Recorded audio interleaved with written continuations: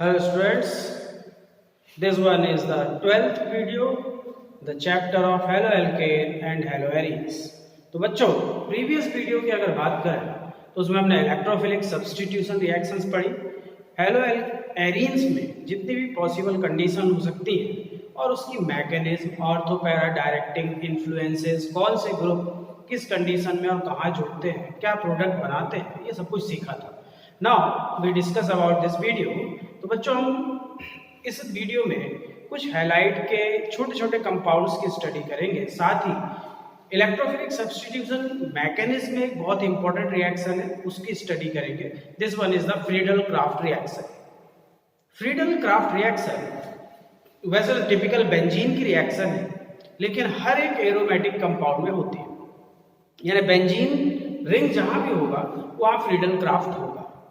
Friedel craft से बहुत अच्छे क्वेश्चन बनते हैं, वो आपको आइडिया होना चाहिए, वो सीखना चाहिए। तो let's start about the Friedel craft reaction. Friedel craft है क्या, इसकी आइडेंटिटी क्या है, इसको आप कैसे पहचानोगे?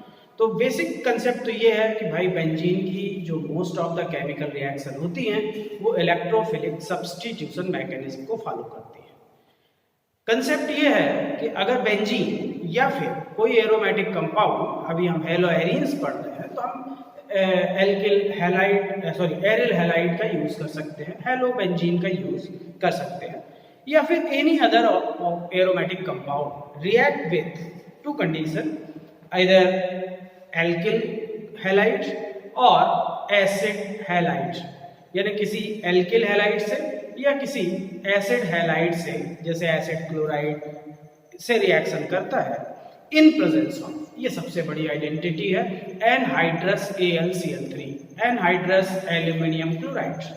यहाँ पर एनहाइड्रस का मतलब आप समझ रहे हैं, ड्राई होगा, मॉइस्चर को एब्जॉर्ब करने का काम करेगा, और AlCl3 is a typical Lewis acid, और लुईस एसिड जब आता है तो लाइक FeCl3 इसका भी काम होगा क्या, इलेक्ट्रॉन पेयर एक्सेप्ट करने के बाद ये भी इलेक्ट्रोफाइल का फॉर्मेशन करेगा। फ्रीडल क्राफ्ट में इलेक्ट्रोफाइल कंडीशन जो होती है उसमें हमको कार्बोकैटायंस मिलता है, और कार्बोकैटायन के आगे फर्दर रिएक्शन होती है, और जब कार्बोकैटायन आ जाता है तो कुछ मैकेनिज्म एक्स्ट्रा भी आ जाती हैं जो कि स्टेबिलिटी ऑफ कार्बोकैटायन पे बेस्ड होती है, जिससे हमें दो तरह की रिएक्शन होती है बच्चों। एक को हम कहते हैं एल्काइलेशन, एल्किल हैलाइड जब यूज होता है, और एक को कहते हैं एसिलेशन, जब एसिड क्लोराइड यूज होता है। इससे दो प्रोडक्ट बनते हैं। एल्काइलेशन से आपको हमेशा एरोमेटिक हाइड्रोकार्बन का डेरिवेटिव मिलता है, अगर आपने बेंजीन लिया है तो एरोमेटिक हाइड्रोकार्बन मिलेगा, अगर आपने क्लोरोबेंजीन ले लिया है तो क्लोरोबेंजीन का एरोमेटिक हाइड्रोकार्बन डेरिवेटिव होगा। सिमिलरली अगर एसिलेशन कराओगे आप तो आपको प्रोडक्ट जो होगा बेंजीन के केस में एरोमेटिक कीटोन मिलेगा, या फिर हैलाइड के केस में एरोमेटिक कीटोन का हैलोजन डेरिवेटिव फॉर्म मिलेगा। तो ओवरऑल जो कंसेप्ट है फ्रीडल क्राफ्ट की वो क्या है बच्चों, तो एक बार सुनिए आप कि व्हेन बेंजीन और other aromatic compound react with the alkyl chloride और acid chloride in presence of Lewis acid anhydrous AlCl3, then by acylation and alkylation reactions and free radical substitution mechanism, aromatic hydrocarbon and aromatic ketones are formed as the product। तो ये इसका concept outline हुआ। अब इसको अगर हम reaction के हिसाब से प्रोसीड करें बच्चों, तो जैसे कि अगर मैं पहले आपको बोलूं कि मैं पहले बेंजीन से आपको समझाता हूं, फिर उसके बाद हम एरोमेटिक हैलाइड ले लेंगे क्लोरोबेंजीन। तो अगर बेंजीन से लूं तो पहली हम कंडीशन पढ़ रहे हैं वो है एल्काइलेशन, यानी किसी एल्किल हैलाइड की रिएक्शन। लेट मान लो मैं ये कहता हूं बिना मैकेनिज्म के ये बेंजीन है और इसमें मैं CH3Cl की रिएक्शन करा रहा हूं इन प्रेजेंस ऑफ एनहाइड्रस AlCl3।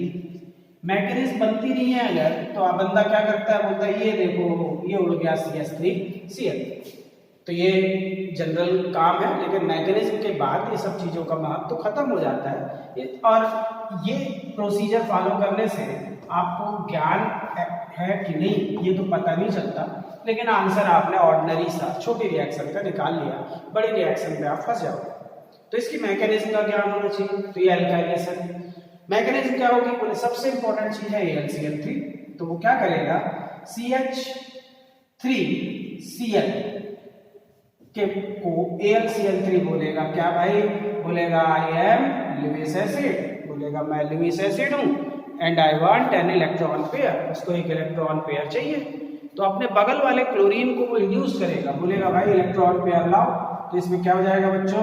इसमें हो जाएगा हाइड्रोलिसिस। ये बॉन्ड यहाँ शिफ्ट हो जाएगा, ये CH3 प्लस और ये Cl माइनस। ये असली चीज मिल रही, यहाँ पर हमें कार्बोकैटायन मिल रहा है which one act as electrophile. Clear बच्चों? कार्बोकैटायन। इसके बाद अब क्या होगा वो स्टेप आपको क्लियर है कि बेंजीन है।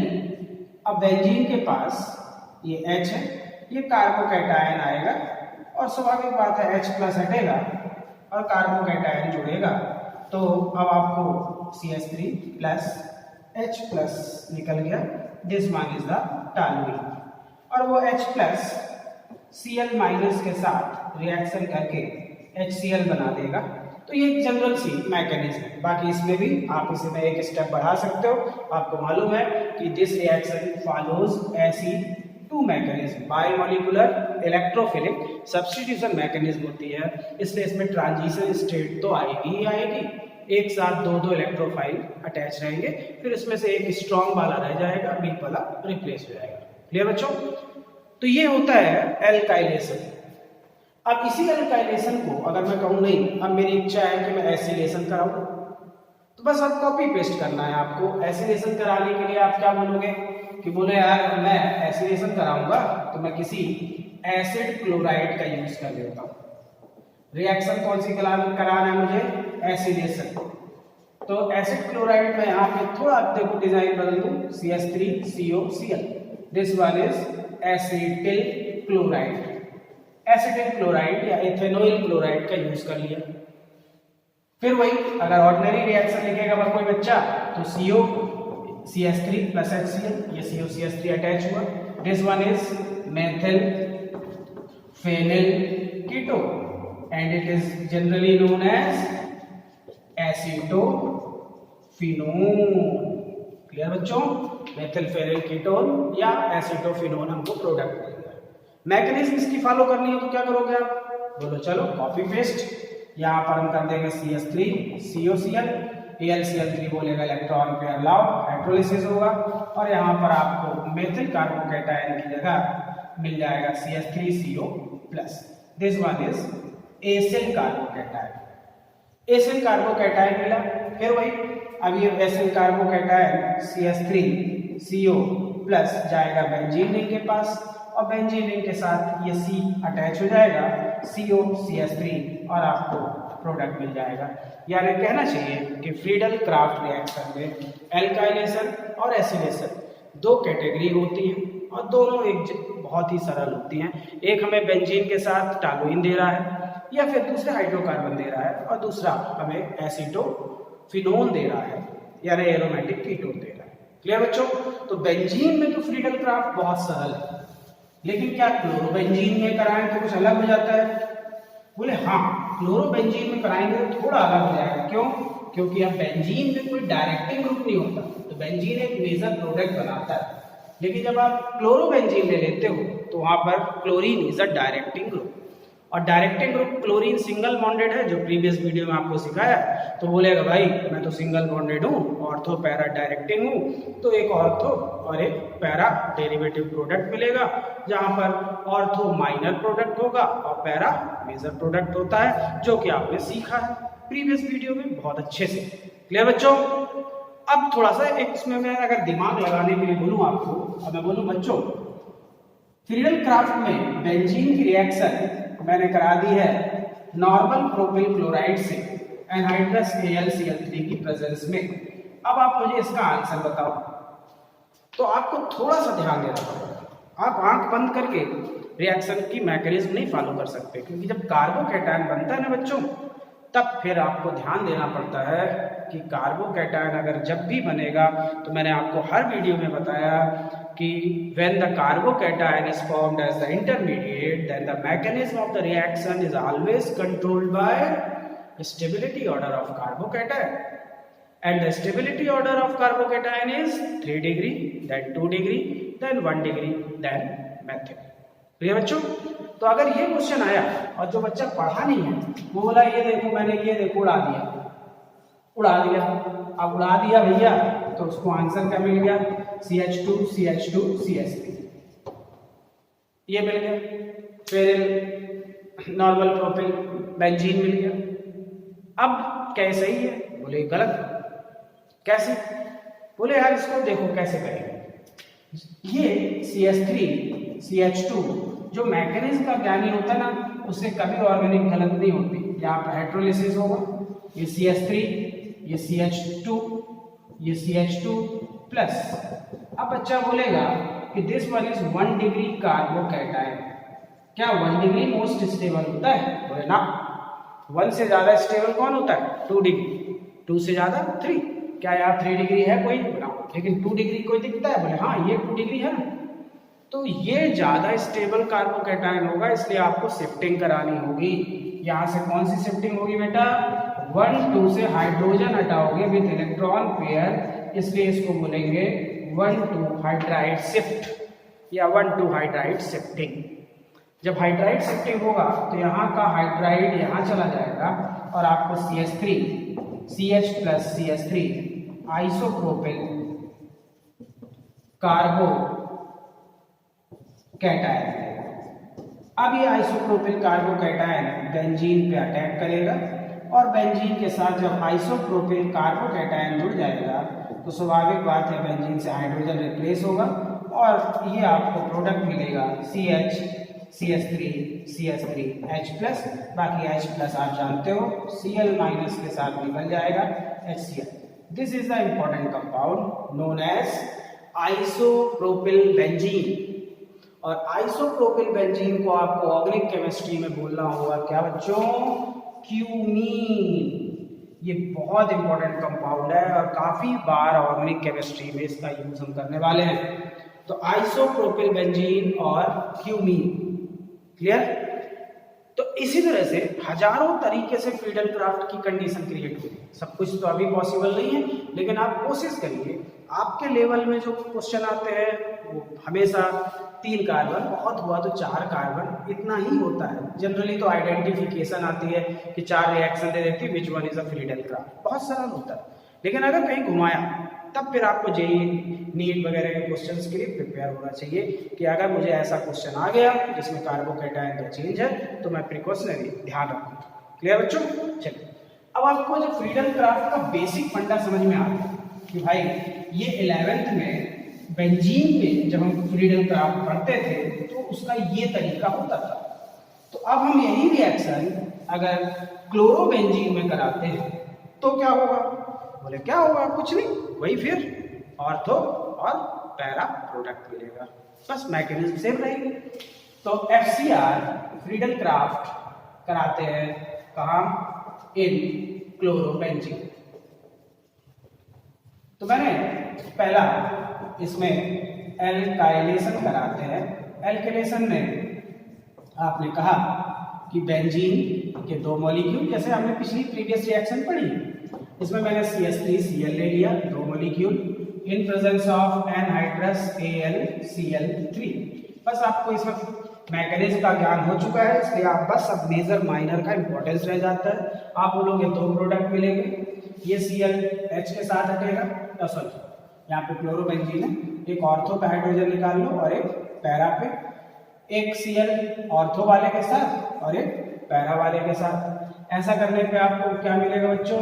ये Cl, ये CH3 प्लस HCl, ये क्या मिलेगा? Cl CH3 plus HCl।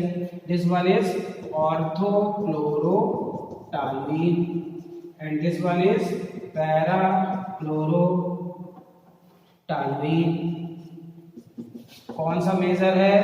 बोले this one is the major product. क्यों है? पूरा प्रीवियस वीडियो में आपको सिखाया है, क्योंकि पैरा प्रोडक्ट जो होते हैं उसमें ग्रुप सिमेट्रिकल होते हैं, डाइपोल मूवमेंट मिनिमम या 0 के कारण रिपल्सिव इंटरेक्शन बहुत कम होता है, इसलिए यूनिट वॉल्यूम पे number of molecule para derivative के ज्यादा अरेंज होते हैं as compare to ortho derivative. That is why the para derivative is always considered as the major product. Clear बच्चों? सेम यहीं पर कॉपी पेस्ट करें हम और एल्काइलेशन की जगह अगर मैं एसिलेशन बोलता हूँ तो आप बोलोगे तो वही है, मजाक करना है, टाइम पास रिएक्शन हुई। यहाँ पे आप एसिड क्लोराइड के 2 मॉलिक्यूल ले लो, 2 मॉलिक्यूल आपने ले लिया एसिटिल क्लोराइड या इथेनॉइल क्लोराइड, कॉपी पेस्ट सब कुछ वही हटेगा, बस यहाँ पर अब आप चेंज कर दो COCH3 और यहाँ पर भी चेंज कर दो COCH3।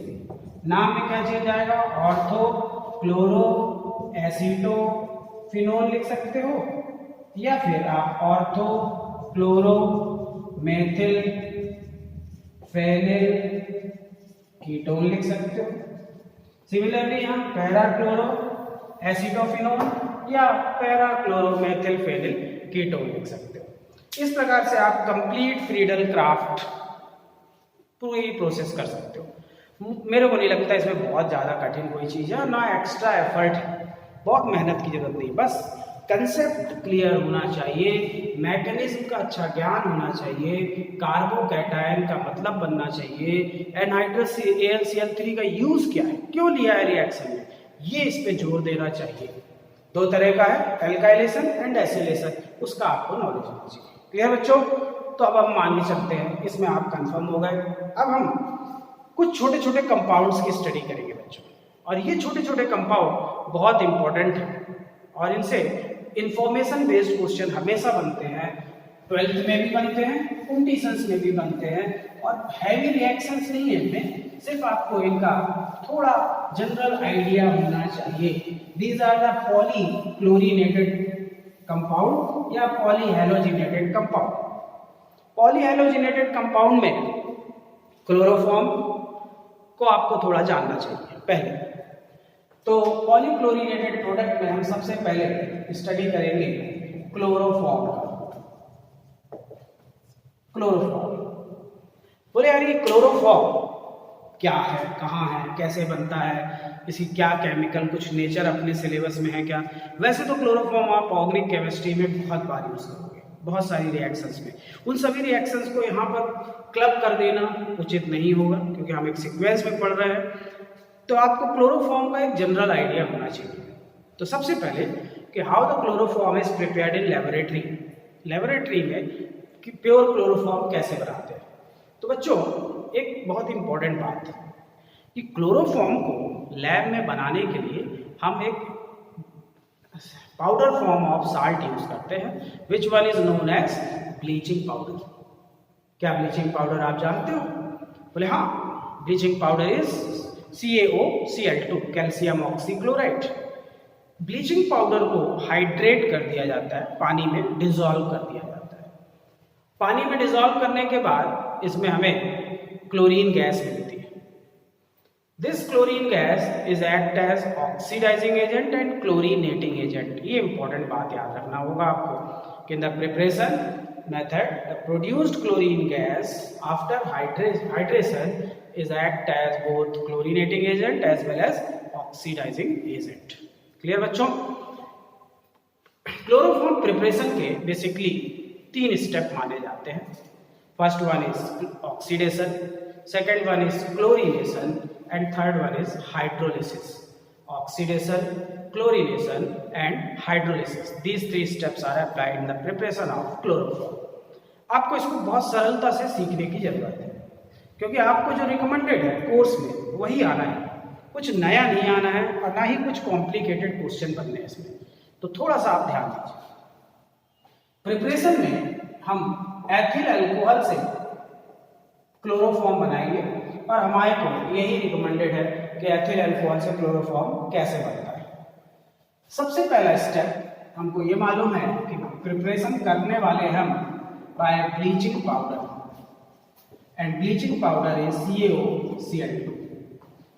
सबसे पहला स्टेप ब्लीचिंग पाउडर को हाइड्रोलाइज कर देते हैं। तो ऐसा करने पे हमें कैल्शियम हाइड्रोक्साइड मिलता है, कैल्शियम हाइड्रोक्साइड, और साथ में क्या मिलता है बच्चों? साथ में क्लोरीन गैस मिलती है।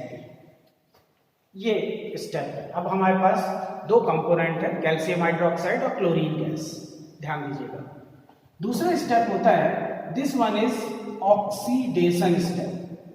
अब आप अभी अल्कोहल नहीं पढ़े हो, लेकिन आपको ये दिमाग में रखना होगा कि अल्कोहल के ऑक्सीडेशन होने से हमेशा एल्डिहाइड मिलता है। 1 डिग्री अल्कोहल 2 डिग्री अल्कोहल से ऑक्सीडेशन कराते हैं, अलग अलग प्रोडक्ट मिलते हैं। 1 डिग्री से एल्डिहाइड, 2 डिग्री से कीटोन मिलते हैं।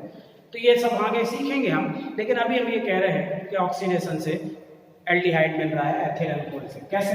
देखिए आप, ये CH3, ये CH2, ये OH, इसको मैं ऐसे लिख दे रहा हूँ एथिल अल्कोहल को, CH2 को CHH, OH। ये इसका क्लोरीन की प्रेजेंस में ऑक्सीडेशन हो जाएगा। तो ऑक्सीडेशन होगा ये जब, तो ये H और ऑक्सीडेशन में से जो ऑक्सीडाइजिंग एजेंट से O मिलेगा, वो मिलकर पानी बन के हट जाएंगे और आपको मिलेगा CH3 CHO plus H2। This one is known as क्या बच्चों? एसीटल्डिहाइड। अब आपको एसीटल्डिहाइड मिल गया है। इसमें ये फंक्शनल ग्रुप है और ये फंक्शनल ग्रुप के ठीक बगल में जो कार्बन होता है is known as alpha carbon, और उस अल्फा कार्बन में आपको 3 अल्फा हाइड्रोजन एटम दिख रहे हैं। यानी क्लोरोफॉर्म के प्रिपरेशन में ये भी इंपॉर्टेंट बात है कि ऐसे एल्डिहाइड की या कीटोन से क्लोरोफॉर्म बनेगा जिसमें अल्फा हाइड्रोजन एटम हो। क्यों? क्योंकि आपको क्लोरीनेशन कराना है। कौन सा क्लोरीनेशन? Alpha chlorination. तो अगर वो अल्फा हाइड्रोजन एटम नहीं होगा तो आगे रिएक्शन नहीं होगी। ये बहुत इंपॉर्टेंट बात है जो कि आयोडोफॉर्म टेस्ट में हम अल्कोहल में सीखेंगे और क्लोरोफॉर्म में। तीसरा स्टेप होता है बच्चों, वो होता है क्लोरीनेशन। उस क्लोरीनेशन को हम स्पेशली अल्फा क्लोरीनेशन कह देते हैं। और आपको जो CH3 CHO मिला है उसमें क्लोरीन गैस क्लोरीनेशन करता है और ये 3 क्लोरीन यहाँ जुड़ जाते हैं और 3 H हट जाते हैं और ये मिल जाता है CCl3 CHO plus C1 2। This one is 2 trichloro ethanal. कोई इसका नाम जानते हो आप लोग? ये तो IUPAC नाम है। 2 trichloro ethanal is commonly known as chloral. बहुत इंपॉर्टेंट बात, कॉमनली नोन एज क्लोरल। अब हमको क्लोरल मिल गया है, ये तीसरा स्टेप था। अब लास्ट स्टेप में क्या होगा? और लास्ट स्टेप है कौन सा बच्चों? Fourth step is hydrolysis. Hydrolysis में आपको क्लोरल मिल चुका है और यहां पर आप कैल्शियम हाइड्रोक्साइड आपके पास ये मिला हुआ था पहले से। इसको मैं ऐसे लिख देता हूं, वहां पे 2 OH है इसलिए मैं 2 क्लोरल मॉलिक्यूल लिख रहा हूं। रिएक्शन होने के बाद कुछ ये इस तरह का बॉन्ड डिकम्पोजिशन होगा। ये H और CCl3 हटेंगे और 2 मॉलिक्यूल ऑफ CHCl3 मिल जाएगा, जो कि हमको एक वाइट पाउडर मिलेगा and this one is chloroform. Clear बच्चों? और साथ में क्या मिल जाएगा? ये कैल्शियम है, ये C है, ये O है, तो 2 O यानी एसिड, तो HC double bond whole twice C calcium formate, साथ में कैल्शियम फॉर्मेट। ये है क्लोरोफॉर्म का प्रिपरेशन। तो इसमें आपको इंपॉर्टेंट जो ज्ञान की बात है वो यही है कि क्लोरोफॉर्म का प्रिपरेशन किया जाता है किस चीज से बच्चों? ब्लीचिंग पाउडर से। इसमें प्रिपरेशन एथिल अल्कोहल और ब्लीचिंग पाउडर की रिएक्शन कराते हैं। इसके 3 स्टेप होते हैं। कौन कौन से?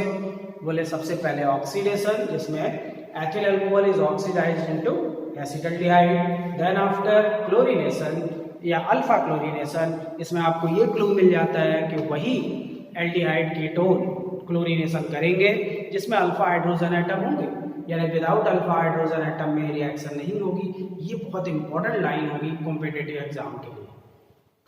क्लोरीनेशन के बाद आपको हाइड्रोलिसिस कराना है और फाइनल आपको प्रोडक्ट मिलना है। ये रिएक्शंस प्रिपरेशन मेथड बहुत बहुत बहुत कम पूछी गई हैं in term of in standard 12th board exam.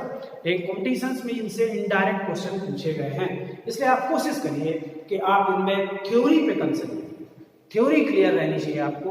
अगर थ्योरी क्लियर है तब तो आपके लिए सब कुछ सरल होगा। क्लियर बच्चों? तो आपने क्या किया है? क्लोरोफॉर्म तो बना लिया है। कई बार कॉम्पिटिशन्स में बच्चों के क्वेश्चन आए हैं और वो ऑब्जेक्टिव फॉर्म में पूछा कि pure chloroform is prepared in laboratory bye, pure chloroform lab में कैसे बनता है। अब ये क्वेश्चन बड़ा कंफ्यूजिंग होता है। हमने तो क्लोरोफॉर्म बना लिया था बच्चों, हमने किससे बनाया, ब्लीचिंग पाउडर से, लेकिन इसका आंसर जो होता है pure chloroform is synthesised in laboratory by chloral hydrate. What is this chloral hydrate? तो ये आपको ध्यान देना है कि ब्लीचिंग पाउडर का तो यूज करते हैं, लेकिन अभी अभी देखो मैंने जब क्लोरीनेशन आपको पढ़ाया था तो क्लोरीनेशन होने के बाद क्लोरल और साथ में क्या बनाया था आपने, ध्यान दीजिए, H2O बनाया था। बस यहाँ पे ये क्लोरल और ये पानी ये आपस में मिल जाते हैं बेटा, और ये क्या हो जाता है CCl3, ये C, ये H कितने हो रहे हैं, ये H, अब ये O और ये H2O मिला दो तो कितने हो गए, 2 और 2H, तो CHOH होल ट्वाइस, ऐसे लिख देते हैं। और इसको हम क्या देते हैं, this one is chloral hydrate. Chloral hydrate से प्योर क्लोरोफॉर्म का लेबोरेटरी प्रिपरेशन करते हैं। ये क्वेश्चन कई बार रिपीट हुआ है, इसलिए एक जनरल नॉलेज है, आप इसको दिमाग में रखिए कि pure chloroform is synthesised in laboratory by chloral hydrate. Chloral hydrate is the chloral in presence of moisture, chloral moisture के साथ। क्लियर बच्चों? तो आपको ये ज्ञान होगा।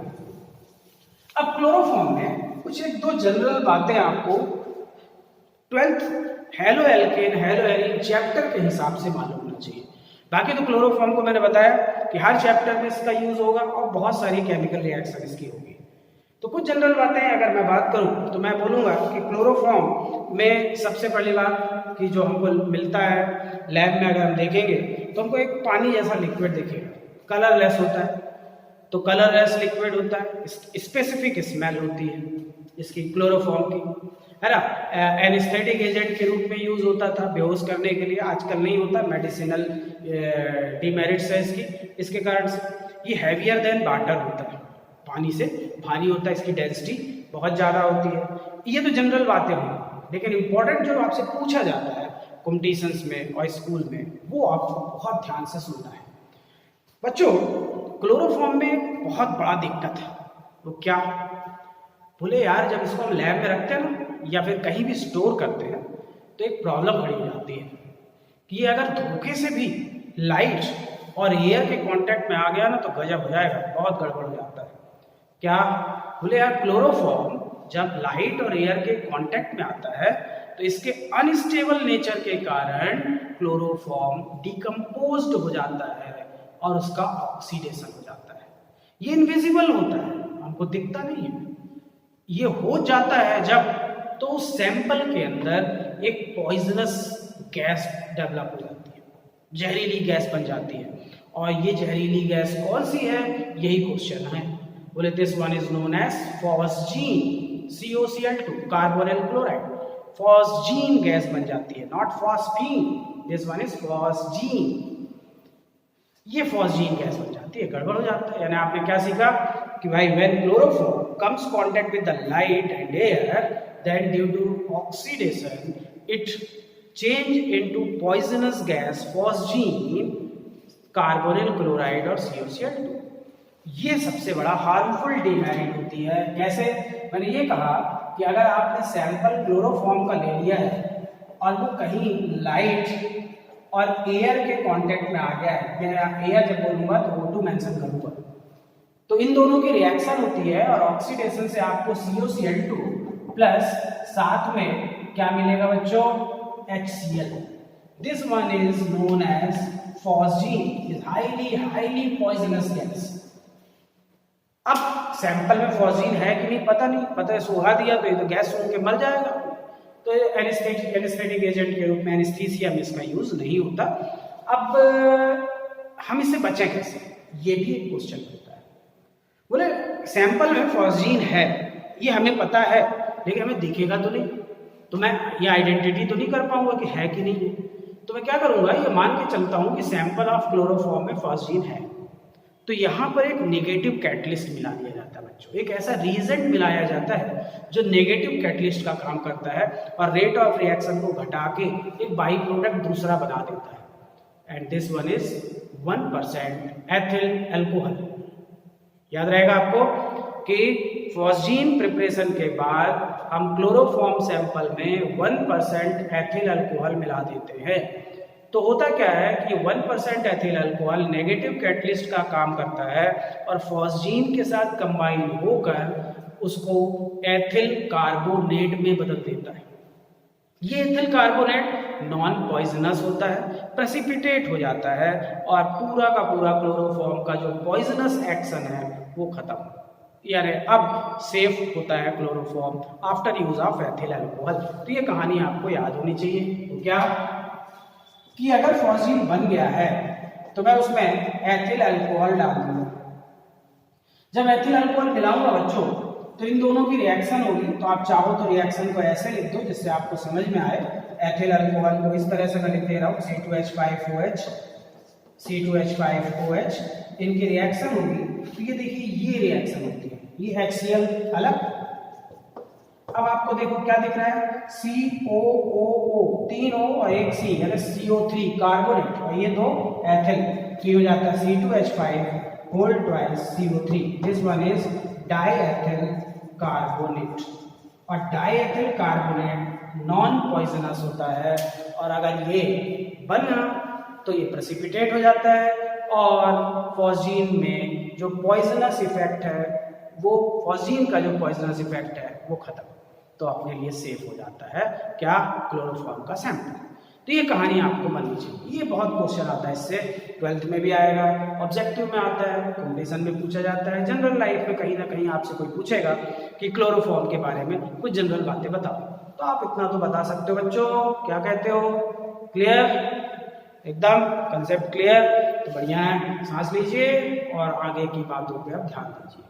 तो ये तो आपको क्लियर हो गया कि क्लोरोफॉर्म में कुछ इतना कॉम्प्लिकेटेड चीज नहीं है जो हमको टेंशन लेना है। हाँ, थोड़ा सा जानकारी होती है, उस जानकारी इन्फॉर्मेशन को आपको डाइजेस्ट करना है, उसको सीखना है, उसको समझना है और रिपीट करना है कई बार। जब कई बार रिपीटिशन होगा तो आपको बनेगा। वैसे तो क्लोरोफॉर्म की बहुत रिएक्शन है बच्चों, लेकिन 2 इंपॉर्टेंट रिएक्शन आपको बहुत ज़्यादा करनी चाहिए। एक तो अगर मैं क्लोरोफॉर्म का नाइट्रेशन करा दूं कि भाई मेरे पास क्लोरोफॉर्म है और उसमें कंसंट्रेटेड HNO3 की रिएक्शन करा दूं, तो एक ऐसा कंपाउंड बनता है जिसका जनरल नॉलेज आपको होना चाहिए, और वो होता है CCl3NO2 + H2। बोले कैसे हो गया? बोले यार देखो मैंने आपको सिखाया है, इसको ऐसे लिख दो CCl3H क्लोरोफॉर्म की डिजाइन। और नाइट्रिक एसिड को तो मैंने प्रीवियस वीडियो में बताया आपको कि ऑर्गेनिक में नाइट्रिक एसिड हमेशा ऐसे लिखना है। ये पानी निकल गया है। ये CCl3NO2 क्या है? ये है 111 ट्राइक्लोरोनाइट्रोमीथेन, ट्राइक्लोरोनाइट्रोमीथेन। और क्या कहते हैं बच्चों इसको? इसको कहते हैं ट्राइक्लोरोनाइट्रोमीथेन को पिकरिन। कौन सा पिकरिन? क्लोरोपिकरिन। पिक्रिक एसिड नहीं, क्लोरोपिकरिन। क्लोरोपिकरिन जो है एक तरह की टीयर गैस है, इसको वार गैस कहते हैं। युद्ध में काम है या लड़ाई झगड़ा हो रहा हो तो वहां पे इस गैस को यूज किया जाता है। क्लोरोपिकरिन, टीयर गैस, आंसू गैस भी आप इसको कह सकते हैं। तो ये क्लोरोपिकरिन आपसे बनना चाहिए, इससे क्वेश्चन बने हुए हैं और इससे से क्वेश्चन आते हैं। बहुत फालतू इधर उधर की चीज नहीं। क्लोरोपिकरिन क्या है? बोले यार ट्राइक्लोरोनाइट्रोमीथेन क्लोरोपिकरिन है। It is produced by the nitration of chloroform with concentrated nitric acid. इस तरह से क्वेश्चन बहुत रिपीट हुआ है ये कि अगर मैं एसीटोन ले लूं और एसीटोन में मैं क्लोरोफॉर्म का रिएक्शन कराऊं तो बच्चों आप ये आइडिया है, कीटोन आप पढ़ोगे जब CO डबल बॉन्ड हो जाता है तो यहाँ पर न्यूक्लियोफिलिक एडिशन मैकेनिज्म होती है और आप एसीटोन को ऐसे लिख दोगे C डबल बॉन्ड और क्लोरोफॉर्म को ऐसे लिख दोगे H + CCl3-। यहाँ पर -E इफेक्ट होगा और -E इफेक्ट से O माइनस और कार्बन प्लस हो जाएगा।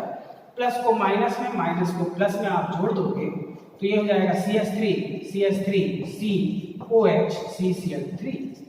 तो ये आपको एक नया कंपाउंड मिल गया बच्चों। अब इसको आप जानते ही हो, 1 2 3 1 1 1 ट्राइक्लोरो है ना, 2 मेथिल प्रोब टू ऑल। अब आप इसको बोलते हो क्या बच्चों? This one is known as chloretone. It is a medicine, it is hypnotic in nature, sleep inducing drug, नींद आने वाली गोलियां, हिप्नोटिक है। कौन? क्लोरीटोन। तो आपको क्लोरीटोन और क्लोरोपिक्रिन, क्लोरोपिक्रिन क्लोरीटोन, क्लोरीटोन और क्लोरोपिक्रिन, ये दो कंपाउंड अभी हाल फिलहाल कैसे भी करके बनना चाहिए, ज्यादा इसमें नहीं है, ये थोड़ा सा। बाकी रिएक्शंस तो अगर क्लोरोफॉर्म की गिराने लगेंगे तो बहुत सारे चैप्टर्स की रिएक्शन को यहाँ पे क्लब करना पड़ेगा, जो कि अभी उचित नहीं है, जो कि आगे आप धीरे धीरे पढ़ रहे हैं, कोई दिक्कत नहीं है। क्लियर? क्लोरोपिक्रिन एंड क्लोरीटोन, ये दो बातों को आप थोड़ा ध्यान दीजिए, इन पे बहुत ज़्यादा कंसेप्ट अपने आप क्लियर रखिए, आपके लिए बहुत इजी होगा। तो नेक्स्ट इसमें अगर आपको ये बनने लगा है तो हम देखते हैं BHC, बेंजीन हेक्साक्लोराइड। ये बहुत इंपॉर्टेंट होता है, इसमें भी काफ़ी क्वेश्चन बने हैं जो कि 11th में आपने स्टडी किया है, और अब डिटेल देखते हैं BHC का। तो BHC में ऐसा क्या है वो आपको जानना है। तो बच्चों प्रिपरेशन, सबसे पहले हम BHC को बनाते हैं। तो बेंजीन हेक्साक्लोराइड हम अब सीखने वाले हैं नया compound which is known as benzene hexachloride BHC। इसके बारे में आपको जानकारी रखना चाहिए, काफी कुछ मालूम होना चाहिए, बहुत क्वेश्चन बनते हैं। ध्यान से सुनिएगा कि होता क्या है कि जब बेंजीन की रिएक्शन एक्सेस ऑफ क्लोरीन से कराते हैं इन प्रेजेंस ऑफ HNO फोटोन और UV लाइट, तो मैंने आपको पहले भी मैट्रिक्स सिखाई है कि कहीं पे भी हेल्प है, हेल्प यानी HELP, H for heat, E for electricity, L for light and P for peroxide, तो आप समझ जाइए वहां पर फ्री रेडिकल बनने वाला है इंटरमीडिएट। क्लियर है? याद है आपको? ठीक है। तो आप जब बेंजीन की रिएक्शन एक्सेस ऑफ क्लोरीन से कराते हैं इन प्रेजेंस ऑफ UV लाइट और HNO फोटोन, तब फ्री रेडिकल एडिशन मैकेनिज्म हो जाती है, और जितने भी कार्बन में, बेंजीन में कार्बन है कितने हैं? 6, और कितने डबल बॉन्ड हैं? 3, सब के सब डबल बॉन्ड डिकम्पोज्ड होके क्लोरीन को ऐड कर लेते हैं बच्चों। तो सब के सब क्लोरीन जाके हर कार्बन पे क्लोरीन जुड़ जाता है। तो बेंजीन पहले क्या था? C6H6, और 3, उसमें हर कार्बन पे कोई क्लोरीन और जोड़ दो, तो कितने क्लोरीन जोड़ दोगे आप? 6। तो आप क्या फार्मूला हो जाएगा? C6H6 और Cl6, C6H6Cl6, BHC का फार्मूला C6H6Cl6। प्रिपरेशन का क्या कंसेप्ट बोला कि when benzene react with excess of chlorine in presence of UV light और photon, then by free radical addition mechanism C6H6Cl6 और benzene hexachloride is formed as the product. Clear बच्चों? ये इसका concept है। बहुत सारे लोग इस रिएक्शन को C6H6 + 3Cl2 in presence of UV light और डायरेक्ट C6H6Cl6 लिखते हैं, अपनी चॉइस है, लेकिन आप भी जानते हो कि एट्रैक्शन इसी रिएक्शन को ऐसे लिखने में है। ये CH है, आपको आइडिया है, बेंजीन तो सब जानते हो, और ये 3 डबल बॉन्ड है। ये बॉन्ड्स जब हटेंगे तो सभी कार्बन की एक वैलेंसी खाली हो जाएगी। ये 3 मॉलिक्यूल ऑफ Cl2 की रिएक्शन हुई और सभी जगह पे एक एक क्लोरीन अटैच हो गया। बच्चों इस कंपाउंड का नाम क्या है? बोले BHC, बेंजीन हेक्साक्लोराइड। तो क्या ये एरोमेटिक कंपाउंड है? देखिए ध्यान से, बोले एरोमेटिक कहाँ? इसमें तो हकल्सला है ही नहीं, ना पाई बॉन्ड है, ना लोन पेयर, कुछ नहीं, तो फिर इसका नाम बेंजीन हेक्साक्लोराइड है। बोले नाम अलग चीज है, नाम है बेंजीन से बनता है 6 क्लोरीन लगाने के बाद, इसलिए नाम है benzene hexachloride. But this one is not a aromatic compound, BHC is a cyclo compound. इसका IUPAC नाम पर यार कंपटीशंस में आया है। क्या IUPAC नाम होगा बच्चों? बोले हर जगह chlorine, 1 2 3 4 5 6 hexa chloro cyclo hexane. This one is the IUPAC name of BHC. क्या? 1 2 3 4 5 6 हेक्साक्लोरोसाइक्लोहेक्सेन। क्लियर बच्चों? एकदम रिएक्शन एकदम बहुत सरल। कुछ इंफॉर्मेशन आपको इसमें मालूम होनी चाहिए। BHC में क्या, BHC एक स्ट्रॉन्ग इंसेक्टिसाइड है बच्चों, तो आपने सुना होगा एक इंसेक्टिसाइड है, इंसेक्ट्स को मारने के लिए खासकर वेजिटेबल में इसका यूज किया जाता है। अब इसमें और क्या पूछा जाता है, तो कुछ बातों को आप ध्यान दीजिए। होता क्या है, पहली बात इसके कई ट्रेड नेम यानी अलग अलग कंपनीज अलग अलग नाम से बेचती हैं। This one is known as trade name. जैसे पहला तो BHC इसका नाम है ही, दूसरा इसको बच्चों 666 कहते हैं। बोले ये कैसे नाम पड़ गया, बोले देखिए C6H6Cl6 ये तीनों 6 उठा लो, 666। इसको गैमेन के नाम से भी जाना जाता है बच्चों, इसको लिंडेन के नाम से बेचा जाता है, और इसको गैमेक्सेन के नाम से भी बेचा जाता है।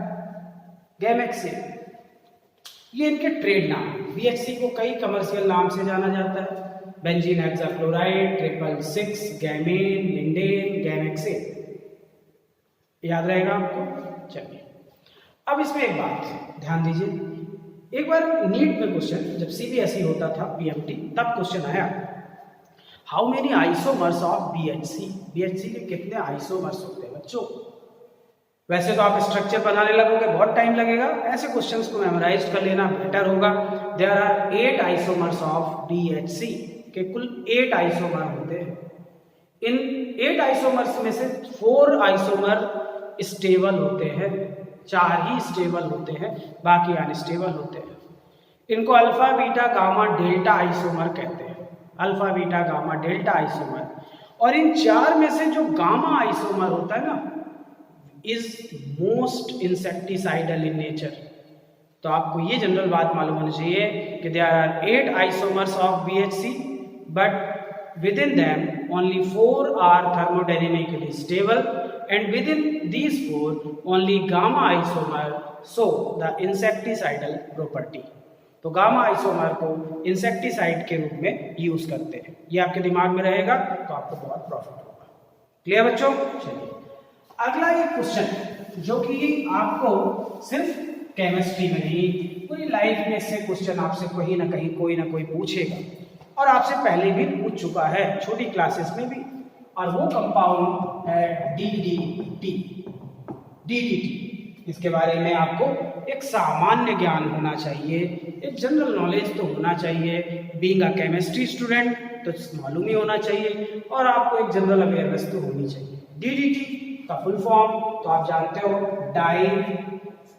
DDT यानी डाइफेनिल, ऐसा आप क्या कह सकते हो, डाइक्लोरो डाइफेनिल ट्राइक्लोरो इथेन, ये DDT का फुल फॉर्म है। Dichloro diphenyl trichloro ethane, DDT dichloro diphenyl trichloro ethane.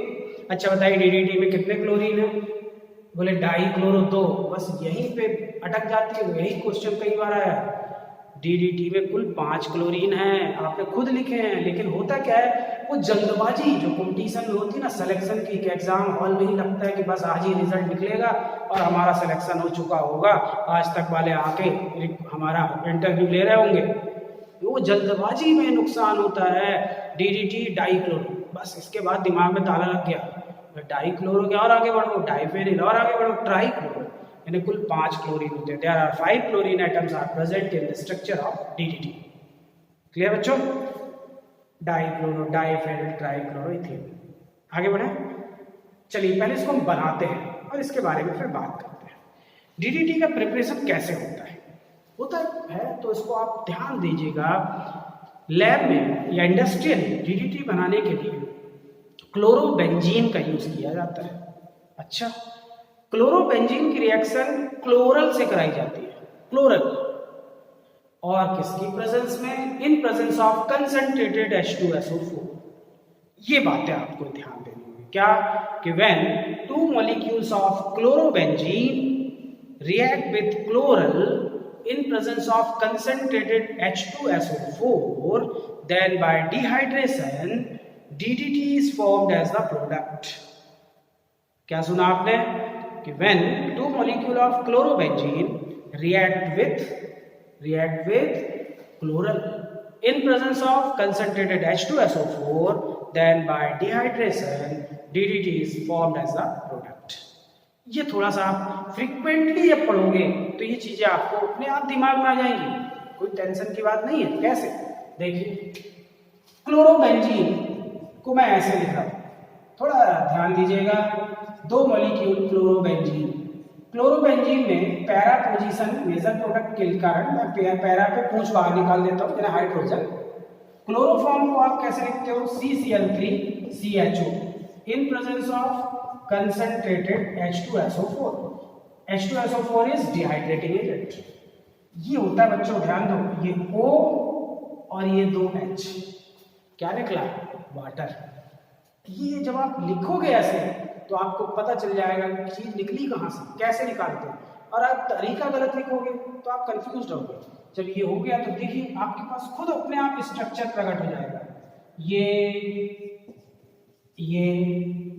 इन दोनों बेंजीन रिंग में बैलेंसी खाली हुई है ना, और इसकी कितनी बैलेंसी खाली हुई है इस कार्बन की, बोले इसकी 2 बैलेंसी खाली हुई है। क्यों, क्योंकि इससे O हटा है, तो इस कार्बन को यहाँ लिख दूं CH, और इसकी कितनी बैलेंसी खत्म हुई है, 2, तो इन दोनों को उससे जोड़ देता हूं, और उसके आगे क्या लगा बच्चों, CCl3, बस ये DDT बन गया। अब इस DDT में आप देखें कुल कितने क्लोरीन है, 1 2 5, ये है DDT। इस DDT का नाम तो बोले डाइक्लोरोडाइफेनेल, वो तो बेटा फुल फॉर्म है। IUPAC नेम क्या हुआ, तो इसका IUPAC नाम जब लिखेंगे तो यहां से गिनती होगी 1 2, 1 पे 2 बेंजीन रिंग है तो 1 1, 2 बेंजीन रिंग है इसलिए 1 1 बिस में 4 क्लोरो, ये 1 2 3 4 क्लोरो बेंजीन। फिर आगे लिखिए आप, फिर इसके बाद 2 2 2 try chloro ethane is the IUPAC name.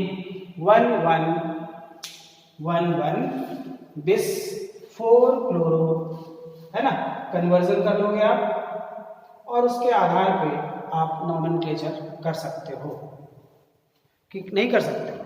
अब आप सोचिए ये सिस्टम सही है, बोले यार यहाँ से गिनती कर दिए 1 2, बोले यार प्रॉब्लम ये है कि इसमें प्रिंसिपल चेन कौन है, बोले ये है।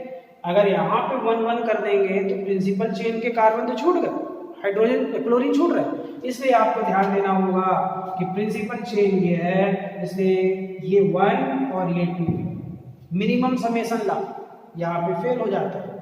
तो इसका करेक्ट IUPAC नेम जब आप लिखोगे तो जाएगा 2 2 बिस, और यहाँ पे क्या आएगा बच्चों 1 1 1 ट्राइक्लोरोइथेन, है ना, ये IUPAC नाम।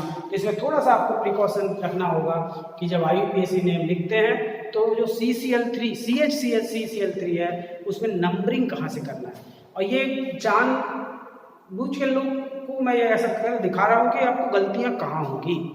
ज़्यादातर बच्चों को IUPAC नाम जब DDT लिखने का होता है तो उसमें हमेशा 1 1 और 2 2 के बीच में बड़ा कंफ्यूजन होता है कि DDT में क्या नाम आएगा। तो आप इतना ध्यान रखो ना कि कन्वर्जन में कहीं कोई दिक्कत नहीं है और इतना आप बहुत ईजिली कर सकते हो। तो this one is DDT। Clear बच्चों, तो एक जनरल नॉलेज है कि आप DDT के बारे में ध्यान रखिए। अब DDT जब आता है तो इसमें क्या एक सामान्य ज्ञान होना चाहिए, तो DDT में कुछ ऐसा कठिन नहीं है। हुआ ये कि पॉल मुलर नाम के साइंटिस्ट थे, 1873 में इन्हें बनाया, नोबेल प्राइज पाया। अच्छा, DDT में बहुत अच्छे केमिकल इफेक्ट थे, ये बहुत अच्छा इंसेक्टिसाइड था, एंटी मलेरियल था, मच्छरों की तो दुर्गंध कर देता था, एनाफिलीज को खत्म कर देता था, बहुत अच्छा था। लेकिन एक कमी थी इसकी, और वो ये थी कि ये नॉन डिग्रेडेबल है, नॉन डिग्रेडेबल, इसको नष्ट नहीं कर पाते थे। ये फैटी टिश्यू में जाके डिपॉजिट हो जाता था और बहुत सारे साइड इफेक्ट दिखाता था। तो अमेरिका ने सबसे पहले इसको बैन कर दिया, फिर इंडिया ने तो किया ही है, बहुत सारी कंट्रीज ने इसको यूज करना बंद कर दिया है। कुछ कंट्रीज में नेग्लिजेंसी में यूज होता है, लेकिन आज की डेट में DDT हमारे लिए कोई यूज का नहीं है। लेकिन हमारे को पढ़ने के लिए तो है, तो हम पढ़ेंगे और उसके बारे में जानेंगे। तो ये सामान्य ज्ञान आपको रहना चाहिए, रहेगा। चलिए, तो आप DDT के बारे में बेसिक कंसेप्ट तो आपका क्लियर हो गया।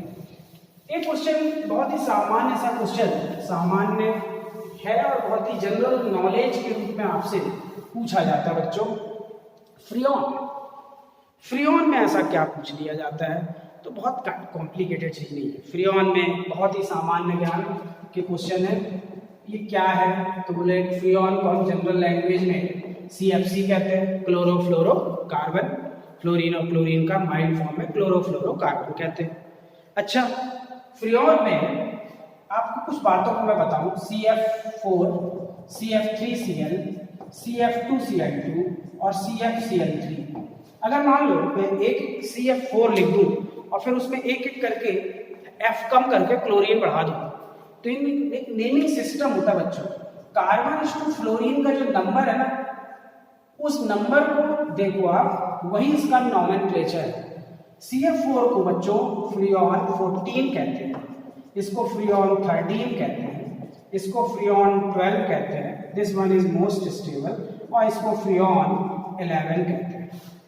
फ्रियोन क्लोरोफ्लोरोकार्बन को हम इस तरह से लिख सकते हैं, फ्रियोन 14, 13, 12 एंड 11। क्लियर? बाकी आपने बहुत सुन रखा है CFC का इफेक्ट कि ओजोन डिप्लेशन का रिस्पॉन्सिबल फैक्टर है CFC। ओजोन लेयर में जो डिप्लेशन है CFC का वहाँ पे बहुत बड़ा रोल है। क्या करता है CFC? तो उसमें आपने पढ़ा होगा, लेट मान लो कोई भी एक फ्रियोन ले लो, लेट मान लो मैं CF3Cl ले लूँ, या आपको जो अच्छा लगे आपकी चॉइस है, आप CFCl3 ले लो, चॉइस आपकी है, CFCl3 ले लो। ये सबसे पहले इसका बॉन्ड फिजन होता है, और बॉन्ड फिजन जब इसका होगा तो इसमें सबसे इंपॉर्टेंट चीज है क्लोरीन फ्री हो जाएगा, और CFCl2 फ्री रेडिकल फॉर्म पे ये क्लोरीन फ्री होगा। Free chlorine free radical ozone gas के पास आएगा और उसमें ऑक्सीजन को निकाल के OCl डॉट और O2 में बदल देगा। फिर OCl डॉट से क्या होगा, Cl अलग हो जाएगा और O2 गैस अलग हो जाएगी। फिर ये Cl डॉट अगले ओजोन पे इफेक्ट डालेगा, फिर ये होगा, फिर ये होगा, और ऐसे करके ओजोन के मॉलिक्यूल का डिप्लेशन होता जाएगा। ओजोन के मॉलिक्यूल धीरे धीरे धीरे धीरे ऑक्सीजन में कन्वर्ट होंगे और उनका कंसंट्रेशन एटमॉस्फेयर में, सॉरी ओजोन लेयर में कम होता जाएगा। तो आपने ये बहुत कुछ सुना है, लेकिन फिर भी एक जनरल अवेयरनेस के रूप में आपको एक आइडिया होना चाहिए कि हाँ यार, मैं CFC जानता हूँ और उसकी एक्शन को जानता हूँ, CFC के टाइप जानता हूँ, there are many type of CFC। तो आपको एक कंसेप्ट क्लियर हो जाए कि हाँ, हम CFC का बेसिक फंडा जानते हैं। इसके अलावा दो कंपाउंड जो NCERT में है और बहुत पूछे जाते हैं बच्चों, वो दो कंपाउंड आपको कुछ भी करके बनना है, वो है बेस्ट्रॉन और एक है बेस्ट्रोसॉल। क्या आपने सुना है इनको? इनके नाम, IUPAC नेम, स्ट्रक्चर, ये सब आपको आइडिया होना चाहिए। Westron and westrosol. चलिए ध्यान दीजिए, होता क्या है कि जब एसिटिलीन गैस में एक्सेस ऑफ क्लोरीन की रिएक्शन कराते हैं तो बेस्ट्रॉन तैयार होता है एडिशन से। कैसे? बोलो ये एसिटिलीन गैस है, इसमें क्लोरीन गैस की रिएक्शन कराया तो CHCl2 CHCl2, इसको हम बोलते हैं tetra क्लोरोईथेन। Tetra क्लोरोईथेन is a Westron. एक नाम, कॉमन नाम, कमर्शियल नाम बेस्ट्रॉन, IUPAC नाम टेट्रा क्लोरोईथेन। बाकी आप 1, 1, 2, 2 जानते हैं। अब इसी में मैं क्या करूं, ये जो मेरा बेस्ट्रॉन तैयार हुआ है इसको मैं थोड़ा डिजाइन बदल के लिख रहा हूं, CHClCl और CHCl2 ऐसे कर देता हूं। इसको थोड़ा हीट कर देते हैं। हीट किया तो इसमें से एक HCl मॉलिक्यूल निकल गया, तो अभी हो गया CHCl double bond CCl2। This one is trichloroethene. Trichloroethene ये है बच्चों बेस्ट्रोसॉल। ये दोनों सॉल्वेंट हैं जो कि आपको आगे बहुत ज्यादा यूज में नहीं मिलेंगे, लेकिन लेबोरेटरी ऑर्गेनिक सॉल्वेंट्स होते हैं बेस्ट्रॉन एंड बेस्ट्रोसॉल। तो NCERT में इनसे थोड़ा सा क्वेश्चन बना हुआ है, तो जनरल अवेयरनेस आपको होनी चाहिए what is westron, what is westrosol. तो westron and westrosol both are the solvent, और दोनों का यूज लेबोरेटरी सॉल्वेंट के रूप में, ऑर्गेनिक सॉल्वेंट के रूप में होता है। बहुत सारी पेंट, वार्निश, ग्रीस, इन इंडस्ट्रीज में इनका यूज होता है। तो एक जनरल नॉलेज आपको कुछ भी करके हो। तो बेस्ट्रॉन, बेस्टोसॉल, डीडीटी, बीएचसी, ये 4 छोटे छोटे कंपाउंड और क्लोरोफॉर्म थोड़ा सा बड़ा कंपाउंड, इनके बारे में आपको आइडिया होना चाहिए। क्लोरल, ब्लीचिंग पाउडर, ये नए नए जो वर्ड्स हैं, इनके फार्मूले, इनके रिएक्शंस, इस पे आपको थोड़ा फोकस करना चाहिए। करेंगे तो फायदे में रहेंगे, बहुत ज़्यादा फायदा होगा आपको। क्लियर बच्चों? तो ये आपको आइडिया हो जाए। अब जो नेक्स्ट वीडियो होगा उसमें हम ऑप्टिकल फिनोमिना सीखेंगे कि न्यूक्लियो SN1 और SN2 यूनिमोलिकुलर न्यूक्लियोफिलिक सब्स्टिट्यूशन और बाईमोलिकुलर न्यूक्लियोफिलिक सब्स्टिट्यूशन जब रिएक्शन होती है तो उसमें कैसे ऑप्टिकल फिनोमिना होता है, और ऑप्टिकल फिनोमिना को ही हम ऑप्टिकल आइसोमरिज्म के रूप में पढ़ेंगे। तो नेक्स्ट वीडियो उस पर चर्चा करेंगे, देन आफ्टर अल्कोहल में एंटर करेंगे। ओके, तो आज के लिए इतना ही। Thanks a lot, thank you.